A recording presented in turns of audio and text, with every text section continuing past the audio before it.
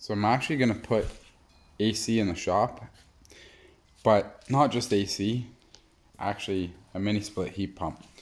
I scored this from Senville on their website. It was considered an open box unit, even though it had a box and everything. It just looks like it kind of been maybe moved around the warehouse a few times and the box got a little roughed up, but the unit itself doesn't look like there's any damage to it whatsoever.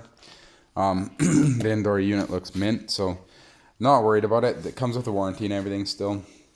Definitely made things a lot cheaper. I think it was $8.99 Canadian for this.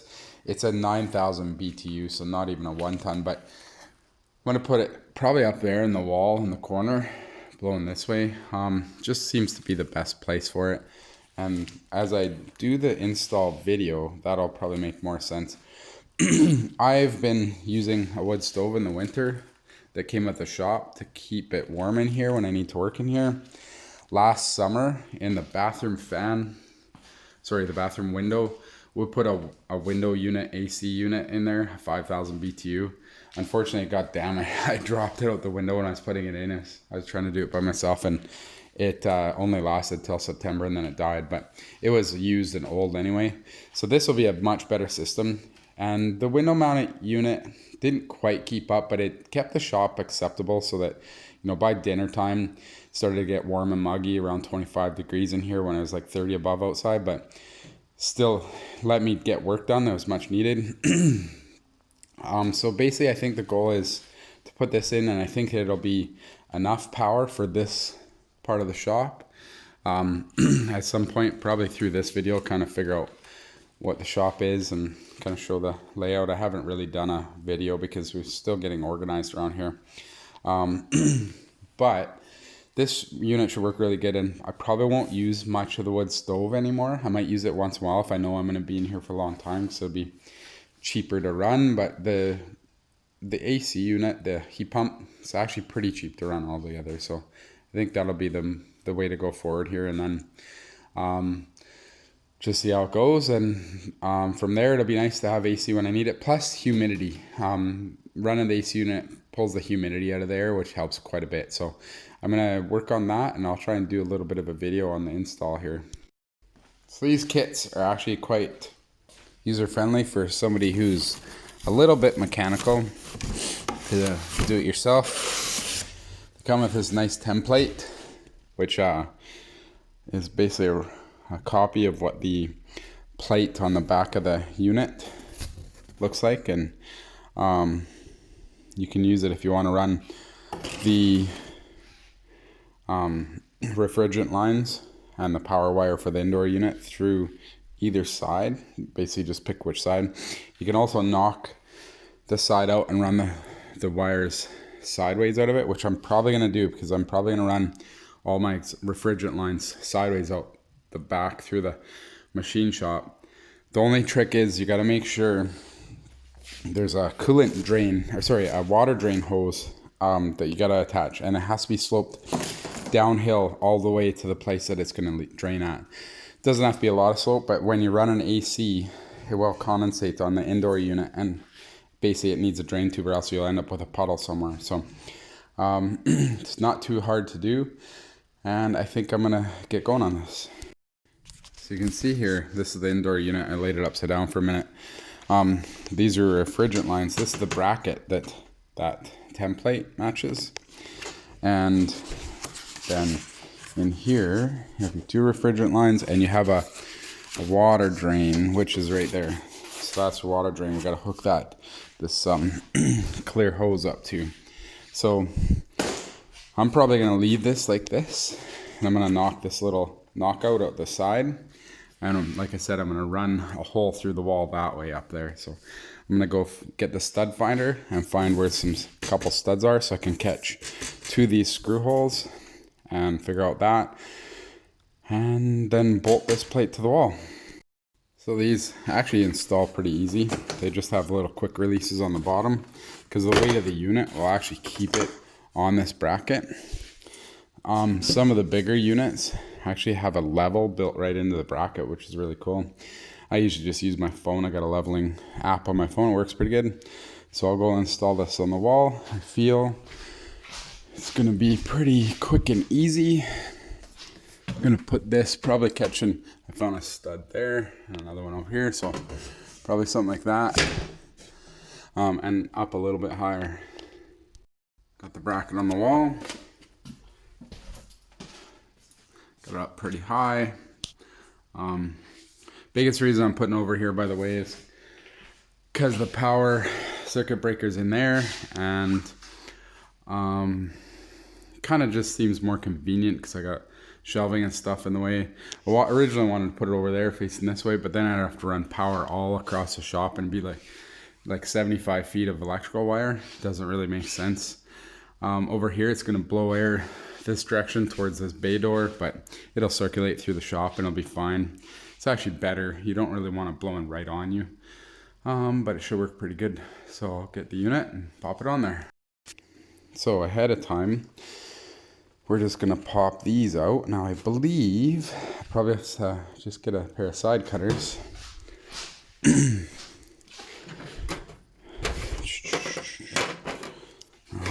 My bigger ones are out, but I believe I'm just gonna run smaller lines through this one. So I'll just cut the small window first. If I gotta cut it bigger later, that's not a problem.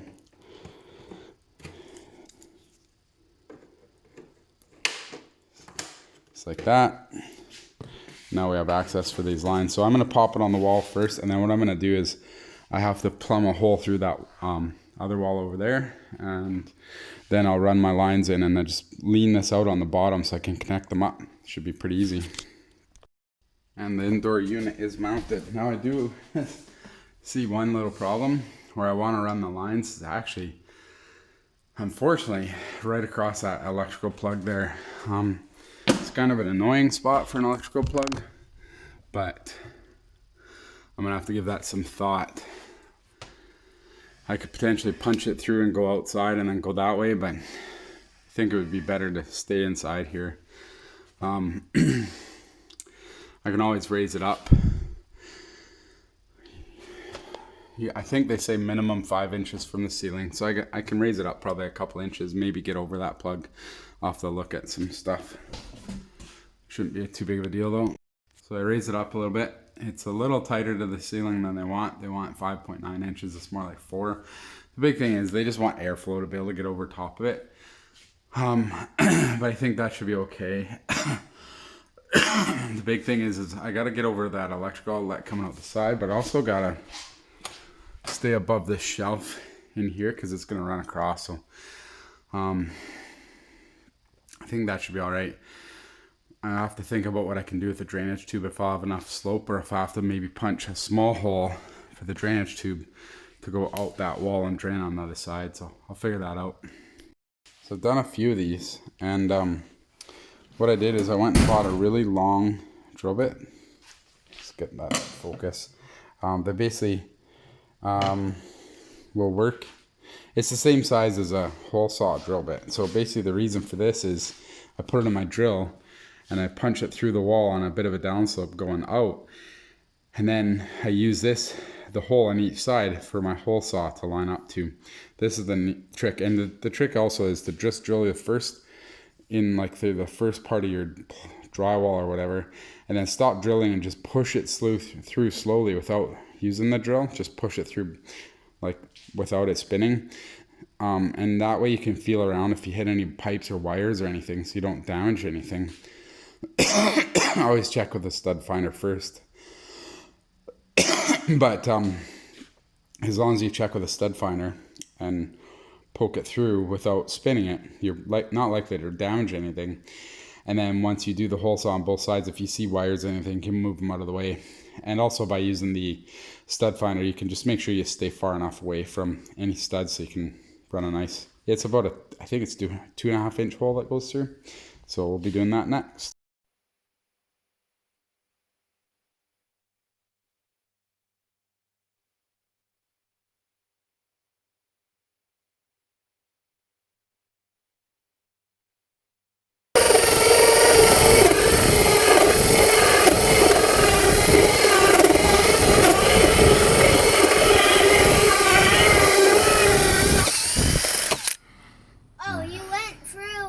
you some insulation. yeah. They give you this little tube to go through the wall like this. They give it to us. The people that give us The people I bought the heat pump from, buddy. Just gotta get that in there. You do have to make sure you use the right size of hole saw, and it's a 2.5 inch. Had to buy this hole saw just for doing these things, because this tube here is a little bit bigger than your standard hole saw size that comes in a kit. I'm putting this tube through the wall. I like to just push the insulation out of the way as much as possible and get it as flush as you can on both sides. Then you're going to caulk both sides. And once you got all your lines and everything run through and you're done running them, we'll fill both sides up, or at least the outside, with spray foam insulation, so it expands and hardens and stops air leaks from going through, but also stop rodents and stuff and birds and everything from getting through there. So you can see I got it coming in the hole there, and then it goes up to that hole there. So it has a pretty good downslope out to here, which will help with the drainage tube. I thought about punching the drainage tube out that way to go into what we use as a woodshed right now, but we're actually closing that off and gonna store stuff in there. So I'm probably gonna just do this. Then it drains outside where the outdoor unit will be. Now you can see it comes with these line set kits. I've got a few of them, so I've got a second kit. What I found was adapters that I can basically couple one to the next, because these factory, the OEM kits, or the kit that comes supplied, is 16 foot. You can order optional longer kits, 25 or 50 feet, but they go up $100 increments. And because I have all these copper lines sitting here, I figured I'd just adapt a second 16-foot line set. I might have to flare it. We'll get there when we get there. Sets. You want to be careful not to kink them when you're making your corners and routing them wherever you're going, but you also have to uncoil them. So you have to be careful and uncoil them nice and gently. Unfortunately, I'm using a cell phone for the video, so I can't do too much with one hand, but you can see they do bend pretty easy. So I'll straighten it out and feed it in through the hole here and run it inside. I like to use some of this Nylon blue as well on the threads of any connections, and then also it's good if you can to use it on the back of right here on the back. It works like a bit of a lubricant to help things. Not on the front. The copper itself is responsible for the seal, but this stuff is actually really good for heat pumps and stuff. Alright, so I basically decided to put a couple pieces of board to with spacers behind them to mount my brackets for the heat pump exterior unit on the wall outside. The reason for this is out here on the side of the shop, I don't really want to have it right on the ground. Sometimes I put them on the ground. I'll put a cement pad or something, but I don't really want it on the ground. We get a lot of tree branches and stuff back here, a bit of snow in the winter, so I'm going to raise it up that high, and it'll be out of the way a little bit. I'm going to have it tucked into the wall a little tighter than they suggest in the sorry, in the manual and the instructions, but not too far. I took a couple of cheap brackets and I welded a couple pieces together. Unfortunately, welding the painted metal, I don't know if it's galvanized. I didn't think it was, but I welded those in the closed shop the other night, and I'm pretty sure that made me sick. Ended up barfing and everything. So I know better. You're not supposed to weld in a closed area, but I was in the back shop here and didn't have the doors open. So nonetheless, once I started welding, I did open the doors, but it was already too late. I breathed the fumes for like 20 minutes or something. I was trying to work in a hurry before the kids got home, and I had to help with bath time and everything. Nonetheless, I got that done. I'm feeling better now, so I'm going to mount those brackets. We're going to get this machine up on the wall here. I have just enough line with my two 16-foot line sets connected together to run over here and come in and hook up on the side. Once I get that done and the wires from the indoor unit connected, the last thing I'll have to do is put the exterior disconnect box out here and run a power wire from the circuit panel, which is roughly on the other side of where the meter is there on the wall. So basically I'll pop a hole through, I'll put this disconnect right on the wall, and the wire will come right through into the back of the disconnect. Then I'll have I'll probably use Liquid-Tite. I have some protected wiring that I'll run from the box over to the unit, and that should be it. Should be good.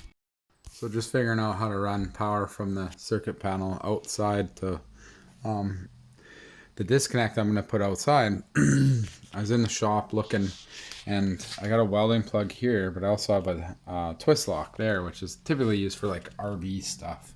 I have no need for the twist lock, and I have an adapter that can adapt from a welding plug to a twist lock. So I'm going to just undo that plug, and I'm going to possibly open up the wall and just punch a hole through to put power on the outside to my breakout box. It'll be on the outside. And other than it being a little low here, I think the wire probably comes from roughly the panel and then drops down along the stud, probably inside the wall there. So all I got to do is probably figure out a spot that I want to punch a hole, and then do it that way. I think that'll be a lot easier. Then I'm not actually adding a circuit to my circuit panel or anything.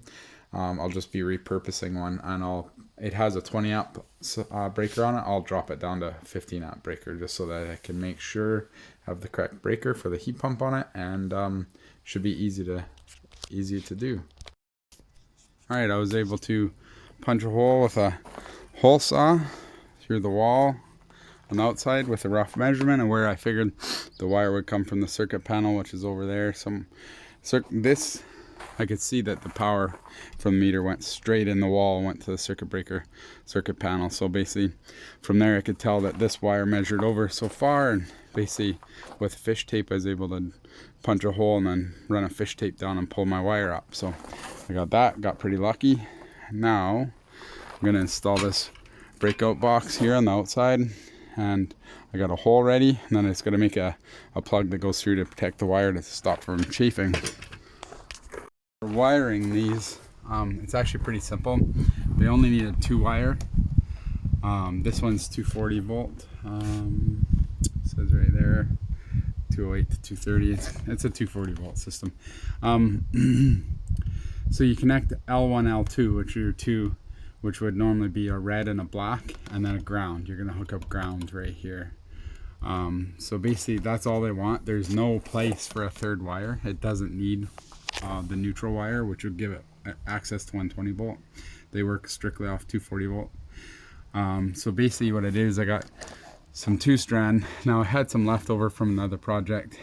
Normally it's you'd want to use red and black, but you're allowed to put heat shrink or red electrician's tape over the white on each end to identify it as 240 volt. So you can see I did that there. Then I use this Liquid-Tite system, which is actually pretty nice. It's a protected tube to protect your wires outside a building, and it has nice connectors on each end. Then in here you can see I did, again, sorry the sun is bright, but you see I put some heat shrink over the white to identify it as 240 volt, and it matches up inside. These little disconnect boxes, they're pretty nice. Basically that just pops in there like that, and basically these are nice. You put that in like that to activate it, or you can pull it out and you put it upside down, and you'll see that it says off. And this is there, it's part of the code.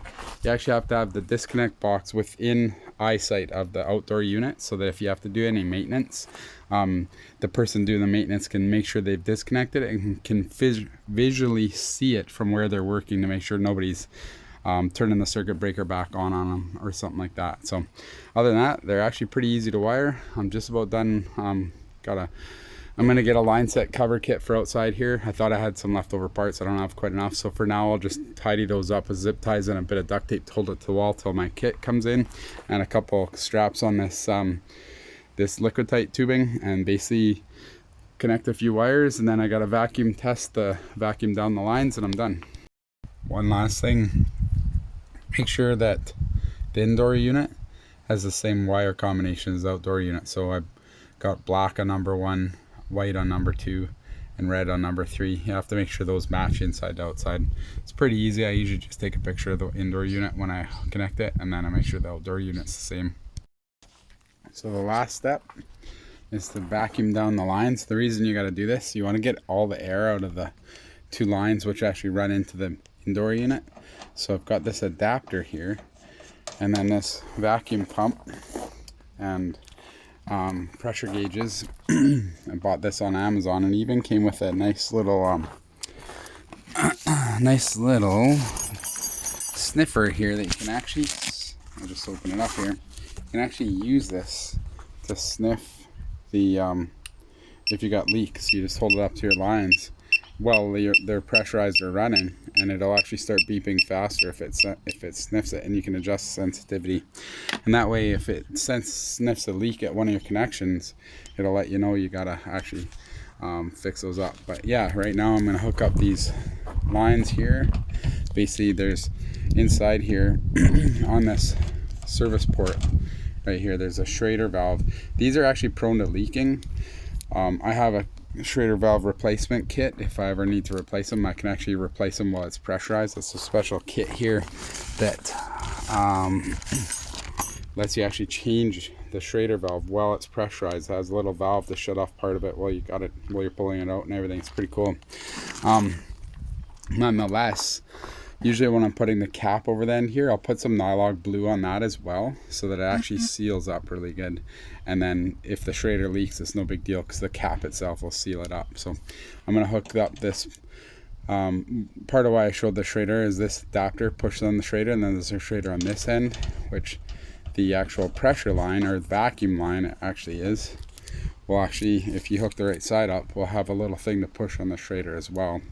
So once this is all done, I'll get the vacuum pump running. We'll vacuum it down to 30 inches mercury, and then basically let it sit while I go have dinner and make sure that it holds vacuum.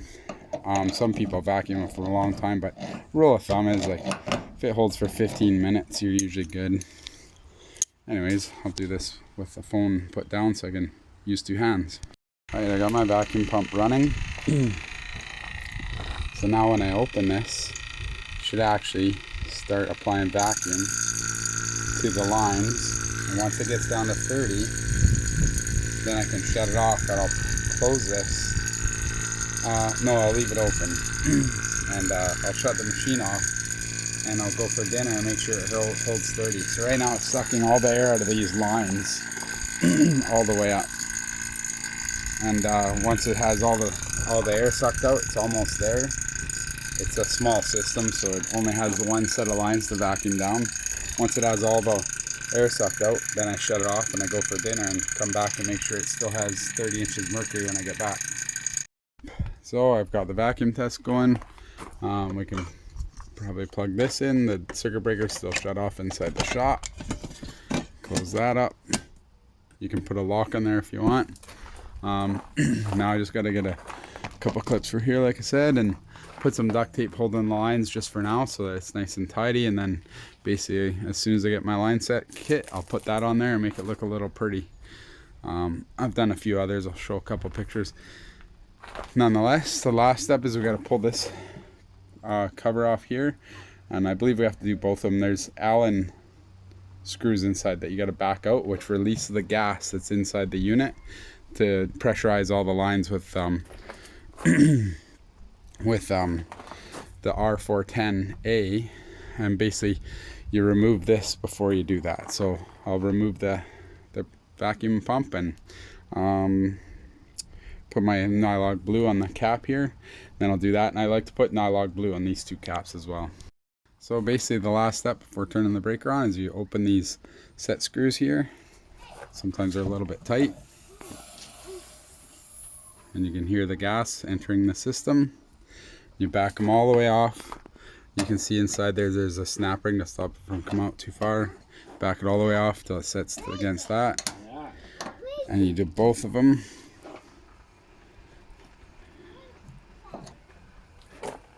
That lets gas go through the whole system. Then, like I said, I put some Nylog Blue on these threads just in case the caps, inside there the O-rings or something leaks. The cap itself will actually seal any potential leaks as well, and it works pretty good, and it's still removable. It's not like Loctite. So we'll put these caps on, and then we'll go turn the circuit breaker on and give it a try. Turn the circuit breaker on here. Oh, heard a beep. That's a good sound. So set to auto.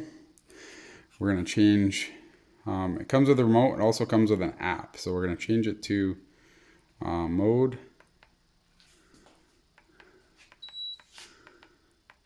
Okay, so now we're on cool. Sorry, my phone focus wants to jump around. Now we're going to set it down to, we'll just crank it right down as low as we can set it. There we go. Got it set to go to 62 degrees Fahrenheit. You can change this between imperial and metric. And it has a little cover on the screen here. Just peel the plastic off so we can see better. If I can get it. Might have to do that later. It's kind of tricky to do with one hand. Oh, almost at it. There we go. There, now you can see it better in the video. Yeah, so I got it set to 62 and we're gonna let it run for a minute. I'll go tidy up a couple tools and we'll come back and check it at the laser temperature. Oh, and it has different modes for the fan too. So you can put the fan to auto, which is set to auto right now.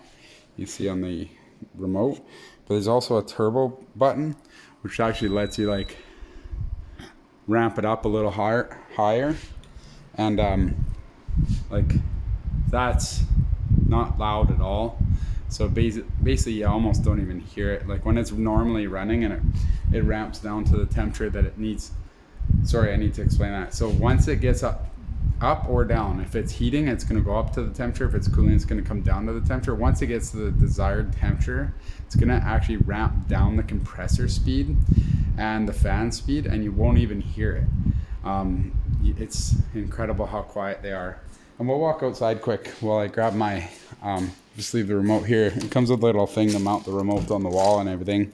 And a little, like I said, a Wi-Fi dongle. So you can actually use an app. This one comes with the Alexa app. The old ones used to come with their own proprietary app, which is actually a lot better. I'm gonna see if I can get one of those dongles for in here because I liked it a lot more. It was easier and more intuitive on how to use it to set schedules and program certain things. But nonetheless, we'll go outside and we'll listen to how fast it sounds like it's running and how noisy it is. So we're out here right now. Like you almost basically can't even hear it. It's so quiet. They're incredibly quiet.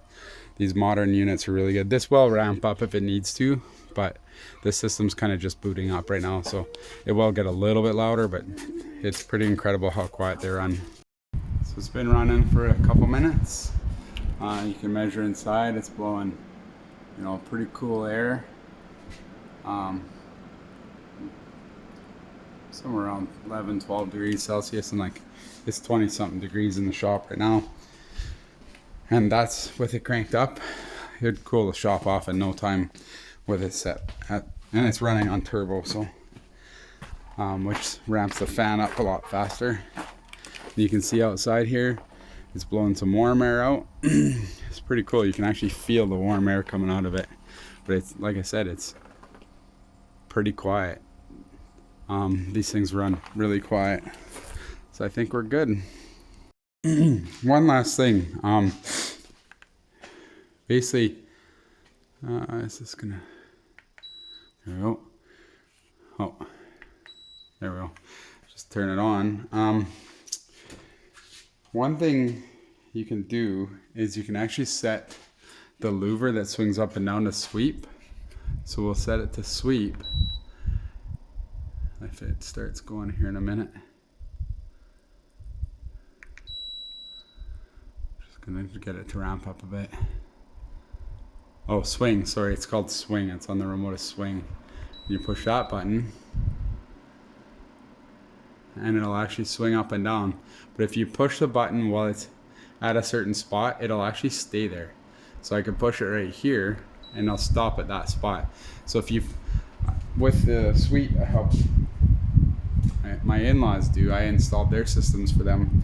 The mother-in-law found it was blowing on her neck while she sat at the table. So I basically just push this button, let it swing up to a certain position, and then pushed again, and then it blew the air out. So it wasn't blowing on her neck anymore. So yeah, you can do that. I usually let them swing, but it depends where you are. Maybe you don't want that. But yeah, it's pretty exciting. My shop has AC now. I should be able to work in here all summer without sweating to death. So this is gonna be a really good summer, I think. Well, it's been running for a while. Everything seems to be working good.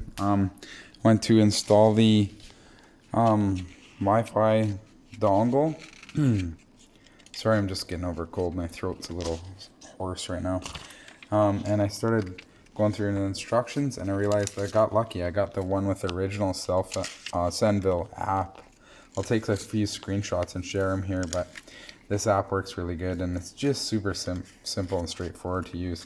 Might even actually be able to do a screen record on my phone. I don't know if it includes audio, but it's actually really handy. It lets you turn up and down the temperature really fast, lets you set schedules really easy. It's a super simple, easy to use app, and you can be at work or anywhere in the world and turn it on and off, so it's actually really handy. So just for example, I set the schedules to come on and start cooling at 3 p.m. and shut off at 6 p.m. I leave work at 3 p.m. so by the time I'm home after picking up Isaac, the temperature will be in a good level in the shop, and basically shut off at 6. I won't even have to worry about it, and I can turn those schedules on and off just by going into the app and clicking a little button. So basically on hot days I'll have them turned on, and if I'm planning to work in the shop, and cold days I won't even worry about it. Okay, this looks like it's screen recording. Not entirely sure if I'm getting audio, but I'm going to give it a try. So here's a place where you can set schedules. So for instance, in the winter, I would set schedules, let's say AM, and Fridays, I do a meeting, Fridays in the winter, so 8 AM, maybe, yeah, 8 AM, takes a few minutes to warm the shop up, so let's put it at 8 AM, I'll have it come on, I'll have it go to heat, and we'll set it for 20 degrees Celsius, probably good, and we'll do the fan speed to auto, confirm. So now Fridays is set to turn the heat on, and then now there is another, in here I can pick Fridays. So it's really handy. I can set this schedule just for Fridays. So this will be Fridays because I do meetings Friday morning. So I'd confirm that. And then all I got to do is go in here and I can do the same thing, PM, maybe say 4 p.m. We usually get out of the shop. I go start cooking dinner at 4 p.m. So basically on Fridays I do anyway. I would have it turn off, and it doesn't really matter where it's set. It would be from heat, but heat 20, auto, and it's going to be turning off. Oh, and I need to edit that one.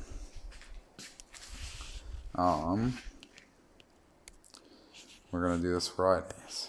So there we go. So now I've got that set to Fridays. I'll back out of that. Confirm. And I can even label those schedules. So like for instance, these are set to only once. I'm going to set them repeat every day. And go back there. And we can call this hot summer. So now we've got a name for it, and basically during the hot summer, every day it's going to turn on the AC at 3 p.m. It's going to turn it off at 6 p.m. We're going to call this, we'll name this one, Winter Meetings. Confirm, that should be good. So now we've got names on those. So now because I don't need heat right now, I'm going to shut that one off, and I'm going to shut that one off. And now it's only going to have the hot summer every day. Oh, and I can do this one too. Set this to repeat every day. And go back and confirm. So this app is super handy to use. So that's all scheduled now, and I can turn those off anytime. I'll probably turn them off. I'm going to look at the weather forecast. I think Tuesday, Wednesday is going to be hot, so I do plan to be in here those days, but Monday's probably not going to be that hot, so I might not bother. We can switch the units here. We can name the device. I named this one main shop. We can set sleep curve, if we want to set like a curve on how it ramps down the temperature or ramps up the temperature as you're going to sleep, set a custom curve. We got schedules, got favorite setting. It might not be 17 degrees cool because it'll get pretty cold in the shop at 17 degrees.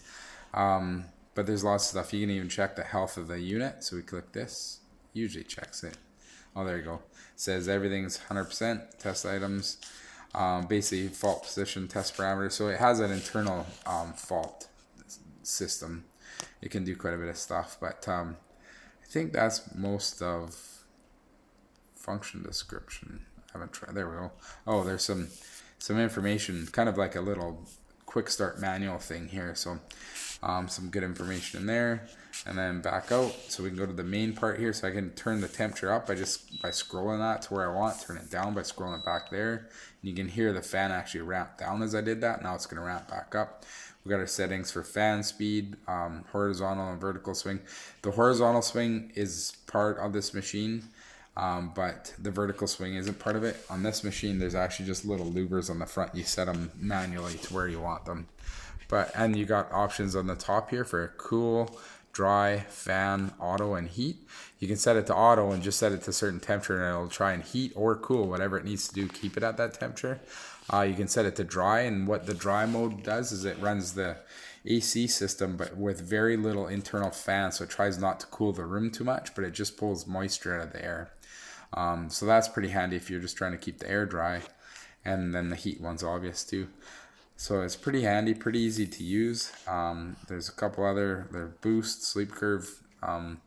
So boost is kind of like the turbo setting. I'll ramp the fan up extra hard, but we can jump out of this app and we can go over here and we can see it's probably already cooled the shop a bit. So it's been running for about an hour. It's dropped the shop temperature. Well, it's just a little bit, but the measurement where I'm measuring the shop temperature is a ways away. So I'm going to let it run for a little while longer and just see what the shop temperature drops to.